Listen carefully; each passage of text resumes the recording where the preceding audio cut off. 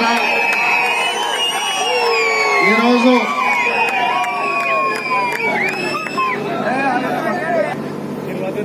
మా మిత్రుడు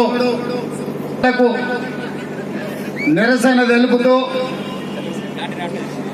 రైతు పొలికేక పిలుపును పిలిస్తే గల్లీ నుంచి ఢిల్లీ వరకు ఖమ్మం మీకు అందరికి కూడా నా హృదయపూర్వకంగా స్వాగతం, ధన్యవాదాలు.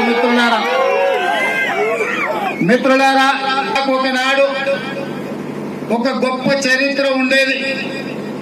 ఖమ్మం జిల్లా అంటే భద్రాద్రి రాముడు గుర్తొస్తాడు. ఖమ్మం జిల్లా అంటే జై తెలంగాణ ఉద్యమం పాల్వంచలో మొదలై ఈనాడు తెలంగాణ రాష్ట్ర సాకారం అయిందంటే అది ఖమ్మం బిడ్డల పోరాట పటిమ. ఖమ్మం జిల్లా అంటే ఒక మల్లు అనంతరాములు గుర్తొస్తాడు.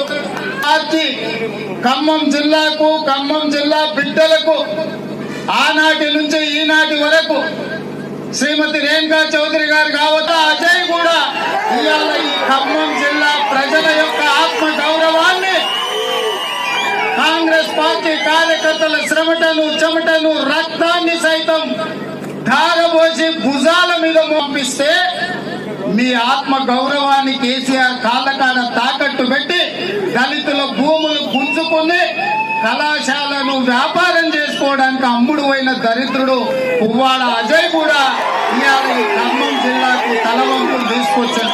ఇవాళ ఈ రాష్ట్రంలో, ఈ దేశంలో రైతు వెన్నెముక ఇరవడానికి మన భూములు మన దగ్గరున్నా మన చెమటతోని మన పొలంలో మనం పండించిన పంటకు మనం కాదు ధర, ఎవడో కార్పొరేట్ కంపెనీ వచ్చి వాడు చెప్పిన ధరకు అమ్ముకునే పరిస్థితి నీ బాంచన్ దొర అని మళ్ళీ పూర్వకాల పరిస్థితులను అటు నరేంద్ర మోడీ ఇక్కడ ఉన్న కేసీఆర్ కల్పిస్తున్న సంగతి గ్రామాల